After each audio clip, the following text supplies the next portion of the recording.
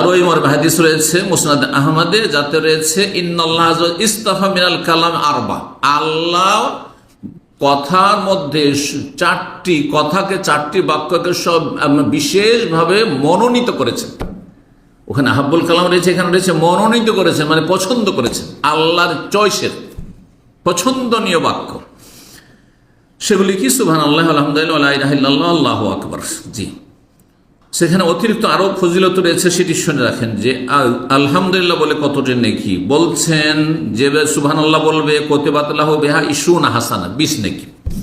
আলহামদুলিল্লাহ সুবহানাল্লাহ বললেন, কি হলো? 20 নেকি। ওয়া হুত্তা আনহু 20 সাইয়্যা, আর কয়টি গুনাহ মাফ হলো? 20টি গুনাহ ঝরিয়ে ফেলা হলো।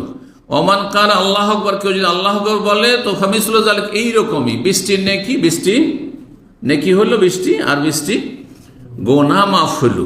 ওমান কাল লা ইলাহা ইল্লাল্লাহ ফামিসলু যালিক, যে লা ইলাহা ইল্লাল্লাহ বলবে অনুরূপ পাবে, মানে 20টি নেকি হলো, 20টি গুনাহ মাফ হলো। ওমান কাল আলহামদুলিল্লাহি রাব্বিল আলামিন, যে বলবে মিন কিবালি নফসি, নিজের পক্ষ থেকে বললো, জি, কুতিবা লাহু বিহা 30 হাসানা, 30 নেকি লিখা হলো। ওয়া হুত্তা আনহু বিহা 30 সাইয়্যা, 30টি গুনাহ ঝরিয়ে ফেলা দাও, মাফ করে দাও। সুবহানাল্লাহ, চিন্তা করতে হয়। আলহামদুলিল্লাহ বিশেষ ফজিলত পেলাম মুসনাদ আহমদ। আল্লামা আলবানী হাদিসটিকে সহিহ জামির 1718 হাদিস নাম্বার, তাতে সহিহ বলেছেন হাদিসটি। কোন জয়ীফ হাদিস আমরা আলহামদুলিল্লাহ বর্ণনা করি না। জি, তবে অনিচ্ছাকৃত যদি ভুল হয়, মানুষ মতে ভুল হইতে পারে।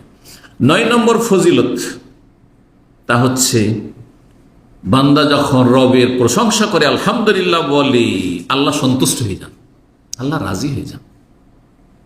আল্লাহর নিয়ামত, আল্লাহ অনেক কিছু দিয়েছেন, অনেক কিছু দিয়েছেন। হয়তো অনেক সময় হক আদায় করতে পারছেন না ঠিকভাবে, আলহামদুলিল্লাহ যখন বলবো, অন্তর থেকে বলবেন, আর মুখ দিয়ে উচ্চারিত হবে, শুধু মুখে বলবেন না, বরং অন্তর থেকে, সেটা অন্তরস্থল থেকে বলতে হবে। তাতে আল্লাহ কি হয়ে যান? সন্তুষ্ট হয়ে যান। সহিহ মুসলিমের 4915 নম্বর হাদিস, আনাস বিন মালিক রাদিয়াল্লাহু তাআলা বর্ণনা করেছেন। তিনি বলেন, রাসূলুল্লাহ সাল্লাল্লাহু আলাইহি ওয়াসাল্লাম বলেছেন, ইন্নাল্লাহা লা ইয়ারদা আনিল আবদি, আল্লাহ বান্দার উপর সন্তুষ্ট, রাজি হয়ে যান। কখন? আইয়াকুলাল আকালাতা, খাবার খেলেন আপনি, দিনে কতবার খাবার খাচ্ছেন? হালকা খান, বেশি খান, কম খান। আজকালকার মানুষ তো 5 মিনিট 10 মিনিট পর কিছু না কিছু খেতে আছেন। একবার একটু চকলেট খেলেন, তো আরেকবার একটু কফি খেলেন, আরেকবার চা খেলেন, তো আরেকবার আর কিছু খেলেন, জুস খাচ্ছেন। সুবহানাল্লাহ, খেজুর খেলেন, তো নাট খেলেন, এটা সেটা করতে আছেন।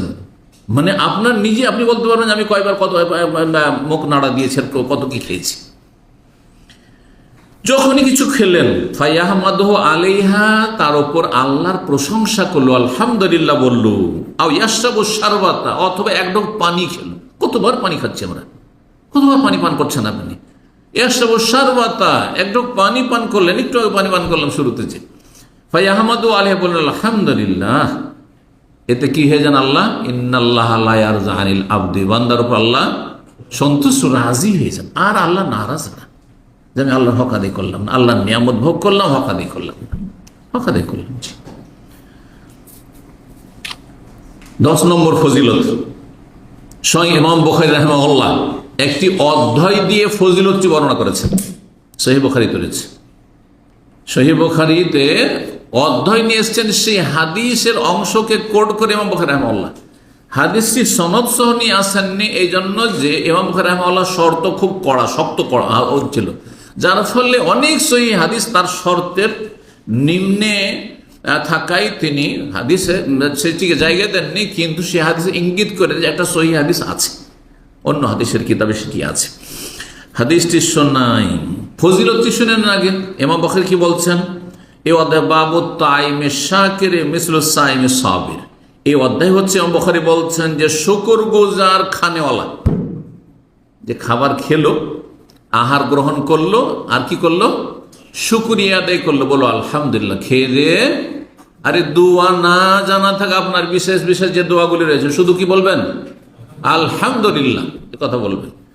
এতটুকু যদি বলেন, শুকরিয়া আদায় করলেন আহারকারী ব্যক্তি, আর আরেকজন সেই দিনে, যেই দিনে এই লোক আহার করলো, সেই ব্যক্তি সিয়াম পালন করলো, রোজা রাখলো।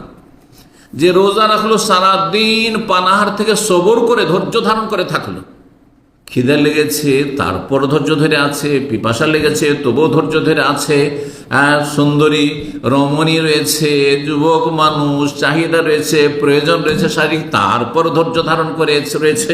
একজন নফল রোজার ক্ষেত্রে, ফরজের ক্ষেত্রে না, ফরজ সবাইকে যার রোজা ফরজ করতে হবে, কিন্তু নফল রোজা অনেকের জন্য করা সম্ভব হয় না।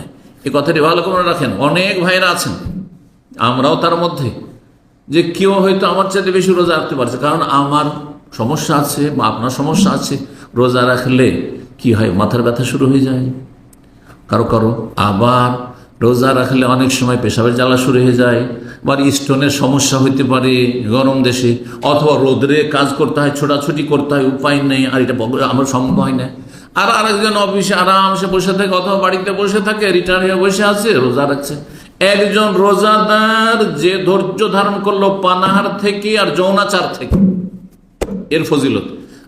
আর একজন ব্যক্তি রোজা রাখতে পারছে না, নফল সোমবারে, বৃহস্পতিবারে বা সওয়ালে 6 রোজা রাখতে পারলো না, ইত্যাদি ইত্যাদি, এইসব রোজাগুলি, নফল সুন্নাত রোজাগুলি রাখতে পারলো না, সেই ব্যক্তি খাবার খেলো দিনে 3 বার করে, কিন্তু যখনই খেলো, যখনই পান করলো, তখন বললো আলহামদুলিল্লাহ, সমান সমান নাকি? সুবহানাল্লাহ। জি, আমল করবেন।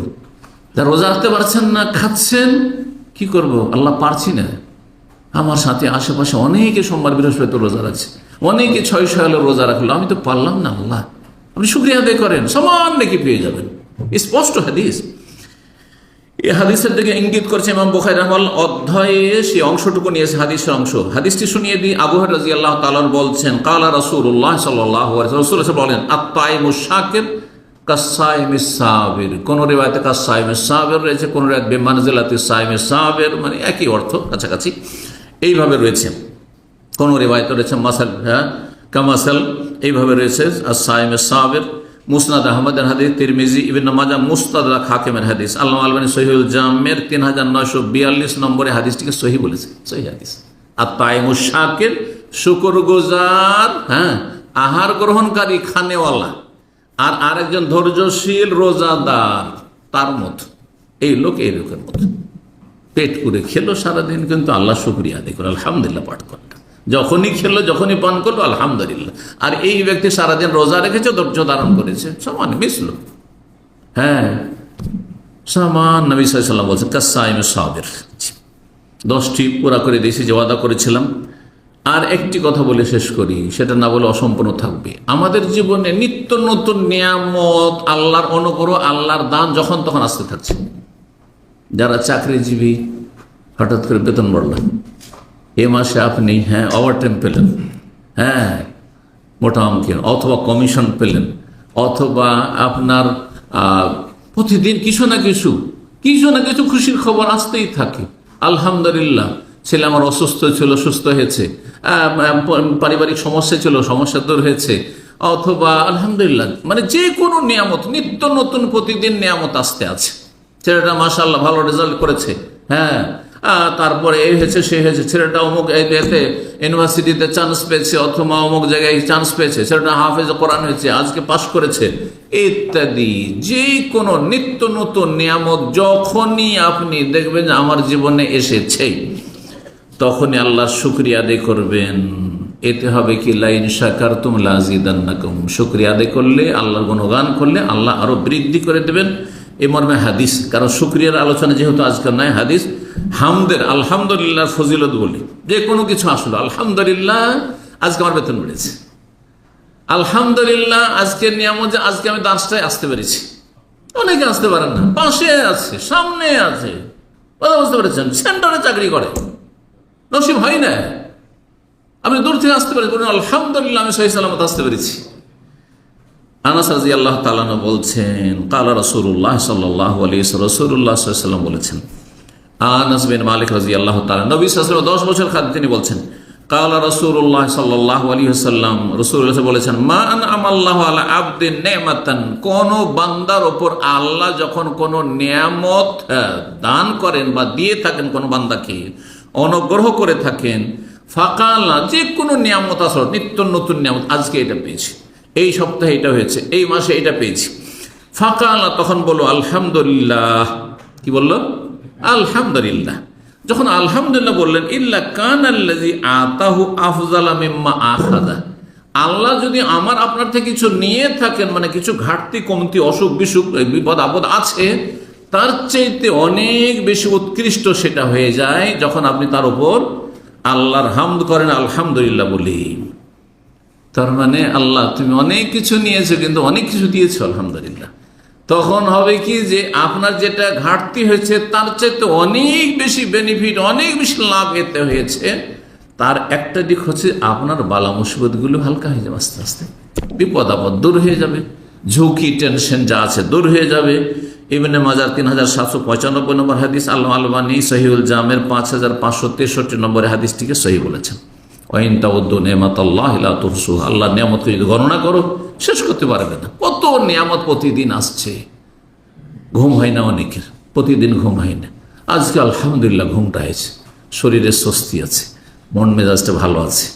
নিত্য নতুন নিয়ামত না, আজকের এটি নিয়ামত। আলহামদুলিল্লাহ আজকে ঘুমটা হয়েছে, আলহামদুলিল্লাহ খুব ক্লান্ত ছিলাম, আলহামদুলিল্লাহ খুব শরীরটা খারাপ করছিল, আজকে আলহামদুলিল্লাহ সুস্থতা অনুভব করছি, আলহামদুলিল্লাহ। যে কোনো ক্ষেত্রে যখনই আলহামদুলিল্লাহ বলবেন আল্লাহ সন্তুষ্ট হবেন এবং আল্লাহ রাব্বুল সে নিয়ামতকে লাযিদান্নাকুম বৃদ্ধি করে দেবেন।